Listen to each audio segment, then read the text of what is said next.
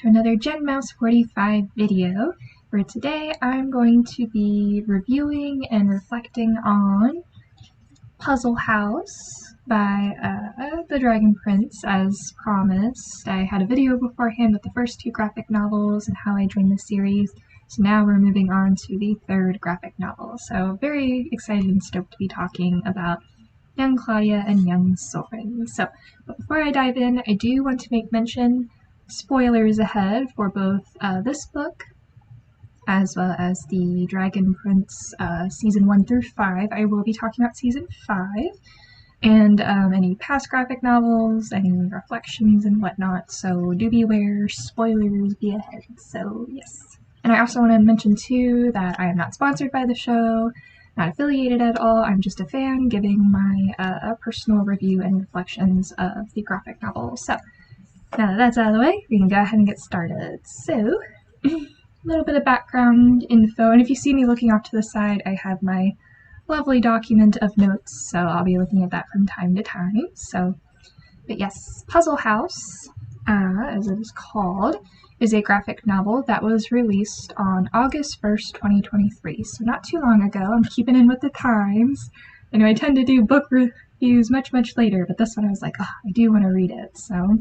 And not only that, it came out shortly after the Dragon Prince Season 5 was released. The book is written by Peter Wortman, and the illustrator is Filia Hanakata. Sorry if I mispronounced your names, I'm not very good at it. The events in the graphic novel are considered canon. These are events that take place with Soren, Claudia, and Callum when they were much younger than in the Netflix series, excuse me. Hashtag not sponsored as well. Right before Ezrin was born. Young Claudia is trying to figure out where her father's mentor, Kapar, went. I believe that's how you say his name. Should have looked it up beforehand. And her mother just left. Now she turns to magic as a source of comfort, but discovers some other surprises along the way. So, let's see what those surprises are. Alright, so the story starts with a young Claudia who is practicing magic to make items soft and plush-like. You can really use that around the creative room. I'm always bumping my elbows into things. She does not do a good job though, and purple goo is splattered all over her and the room she is practicing in. A gentleman enters the room. His name is Perrin, and while Claudia seems to be happy to see him, he is not impressed with her latest project. Claudia is then led to the king's throne room, where her father, so Perrin, apparently a Prince Harrow, so not quite King Harrow yet, his wife Sarai, who looks to be pregnant with Ezrin at this point, and they meet with King Atticus, who is Harrow's father and the current reigning king of Catalis. King Atticus offers Claudia a seat on the throne, as those who are answering important questions need to take the big seat.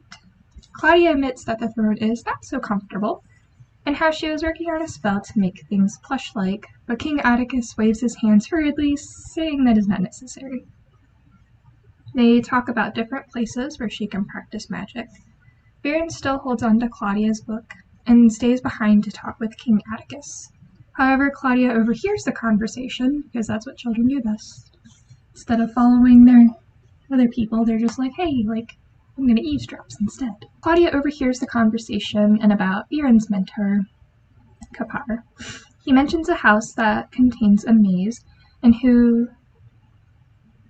how at the top of the house, like the top of the tower, there is supposed to be a surprise present for Claudia and Soren. At one point during the conversation, King Atticus checks in with Baron, kind of seeing how are things, and your wife just left, it must be stressful, but Baron kind of brushes it to the side, saying that he is fine. Baron catches Claudia, and after realizing a clever mind can unlock a whole world, she gets an idea, passing Baron in the hallway and doing the nose thing. She does this thing quite a bit. It's a Claudia thing. Not everyone speaks Claudia. In the courtyard, young Soren is practicing swordsmanship, and Callum is drawing.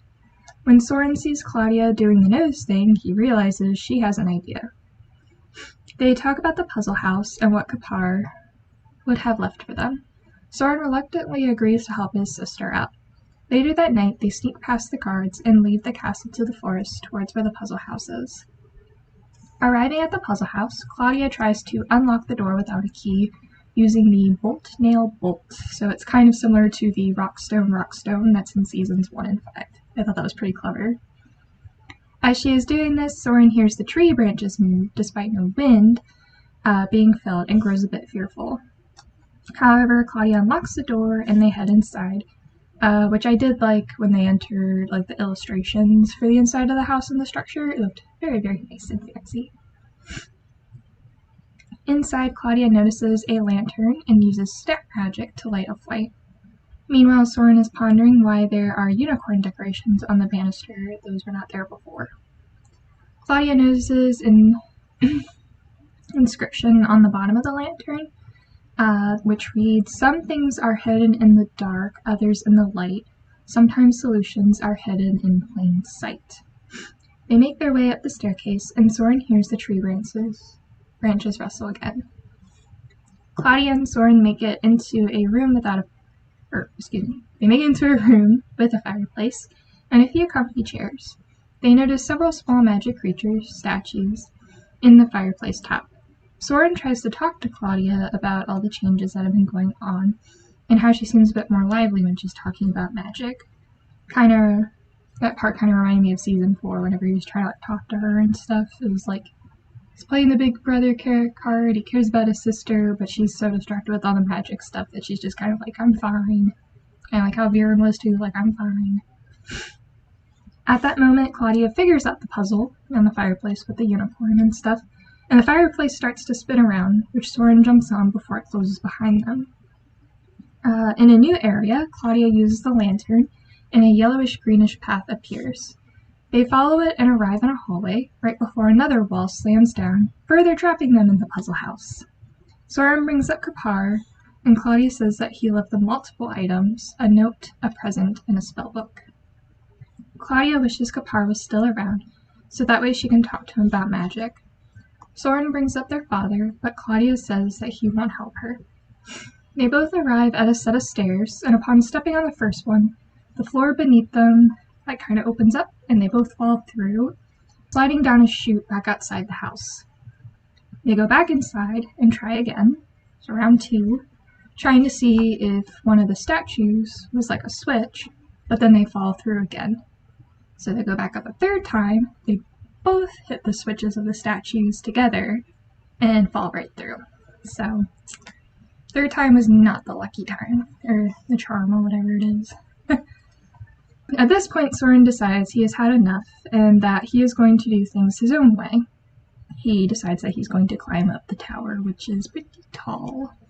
With Claudia cheering him on, he reaches the window, only to see a stone wolf-like creature staring at him.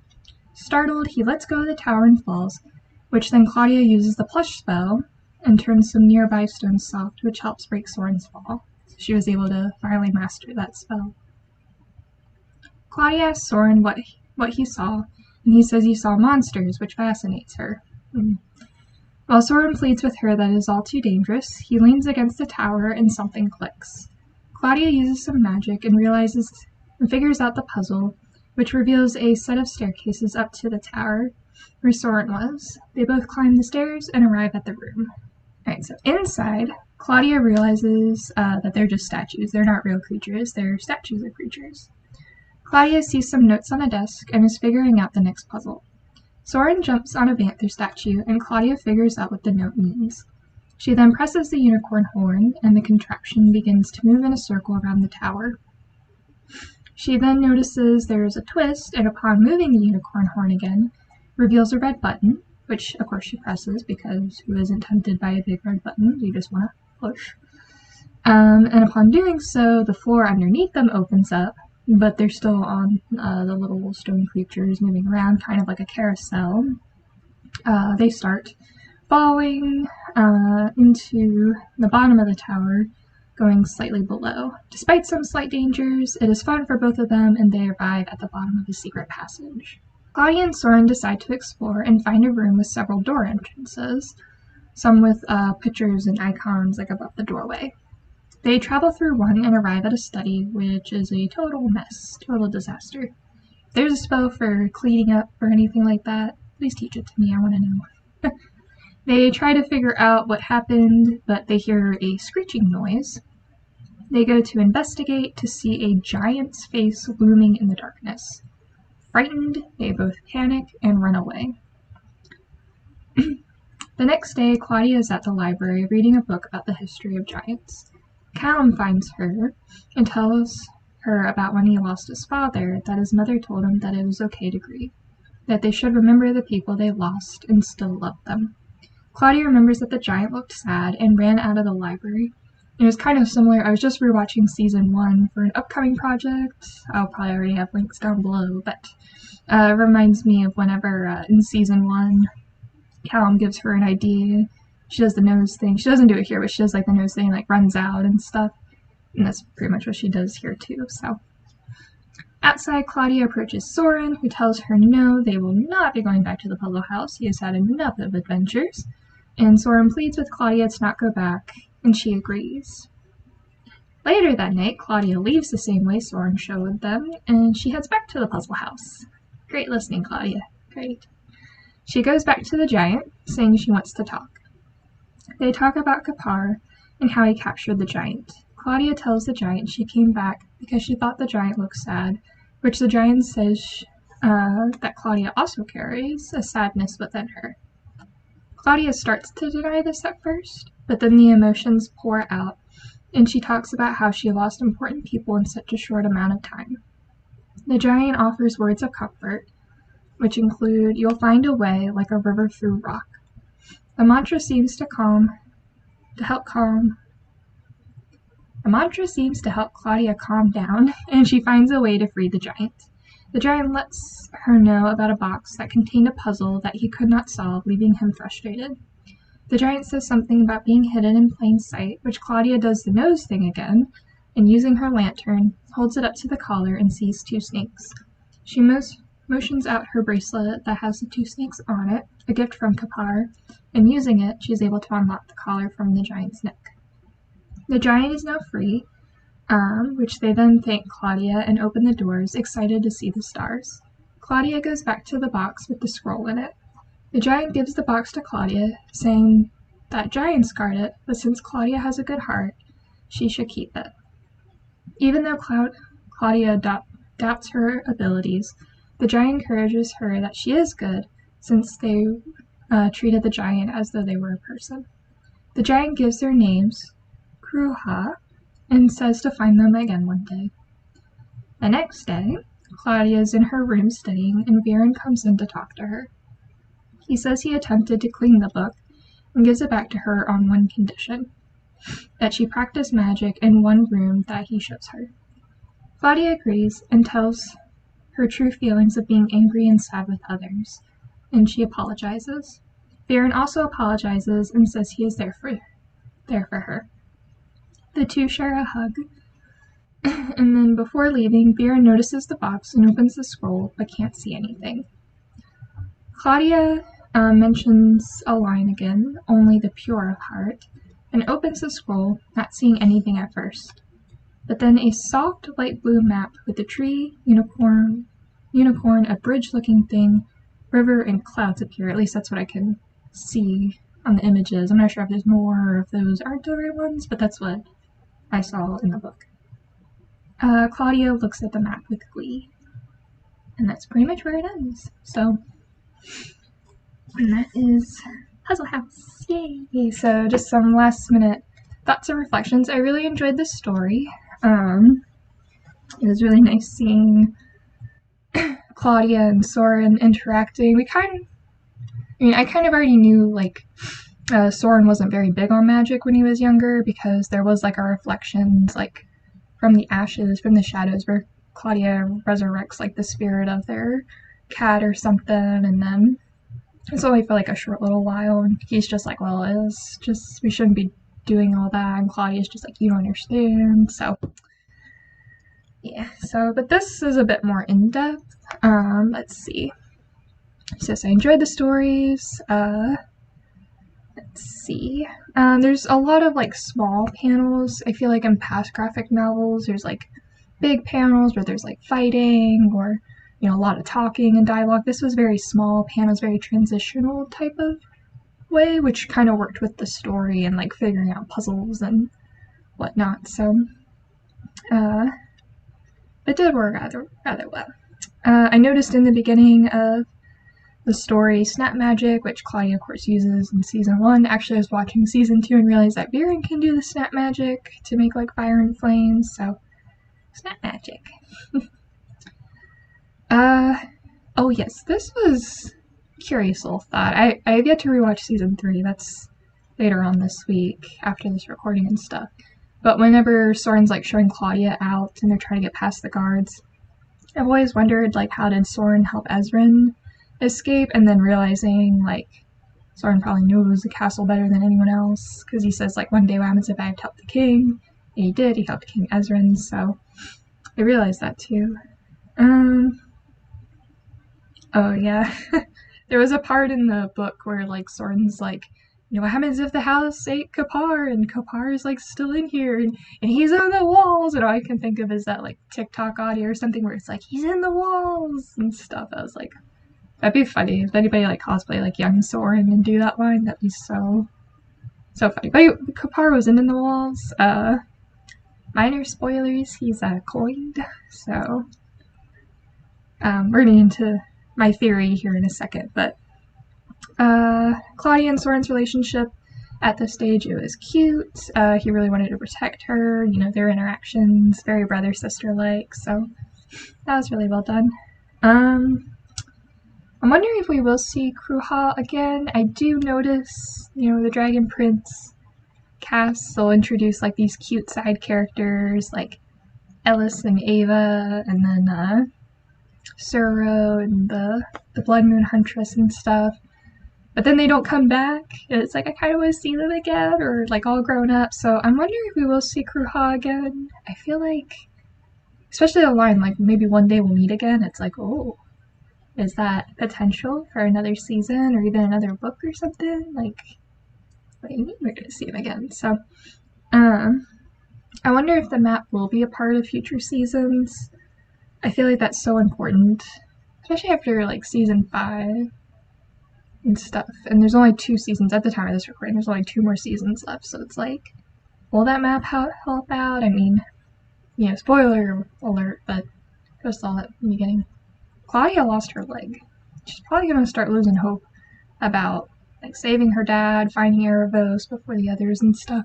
So I wonder if like she'll use the map and they'll go to like maybe where Kruha is, like where other magical creatures are. And she'll be like, oh, I'm hurt, like, you know, I need healing, I need rest. And they help her, but then she like goes wild with magic and stuff and like all the different creatures that are there. I don't want to think about it because it's kind of dark and scary, but yeah, it's like, oh no. I don't know. I wonder, because like just the timing of like, you know, we saw Claudia get very dark and scary, spooky towards the end of season 5, and she was always like this cute, bubbly. Like going back and watching seasons 1 and 2, knowing what I know now, and then reading this, it's like, oh my gosh, what happened? There's like that whole family piece of like, you'll do anything to protect your family and do anything because you love your family and stuff. So it's like, I don't know what's gonna happen. But these are just Jen theories. This is like anything like that. So yes, I'm hoping we get to see Kruha again. Maybe he'll meet up with Claudia now that Claudia's older. Maybe they'll help out. Maybe Claudia will start to see the good again. That would be nice. But we'll see. We'll see what happens. Oh, in the scroll thing, like, you know how like people were looking at it but they don't see anything? Kind of reminded me of like Kung Fu Panda. I think it was the first one where they have like the scroll, the dragon scroll, yeah, and everything, and then like only like the good people could look at it, but it was like really like themselves and stuff. So kind of reminded me of that. Alright, so I did touch base. Crazy how the story came out like right after the 5th season, seeing Claudia innocently using magic, like snap magic, and like, you know, making things soft. Like, it seems very innocent compared to what she's doing now, which is scary stuff, but yeah. And the last thing, too, was the whole room situation, where, like, the room was a mess. I think the Giants said they heard, like, another voice talking to Kapar, and I wonder if it was Viren. Because I think at some point Viren said, like, Kapar's getting soft, like, he doesn't want to use magic anymore. I think. Should have rewatched everything, but eventually, I'm feeling like after, like, the dragon slaying and stuff, Kapar, like, gets, like, a change of heart, which Viren doesn't like, because Viren's very pushy about using magic, so humans can overcome. Instead, it's just like, oh gosh, Viren. Why? So I think Viren went to go see him in the puzzle house. Like, Viren knows how the puzzle house works, even though he lied to the king and said, oh, I can't figure it out. Like, he was very tricky and meticulous and all this stuff. And it's like, nah, you know how it works. So, and stuff like that. So I think those two had a fight.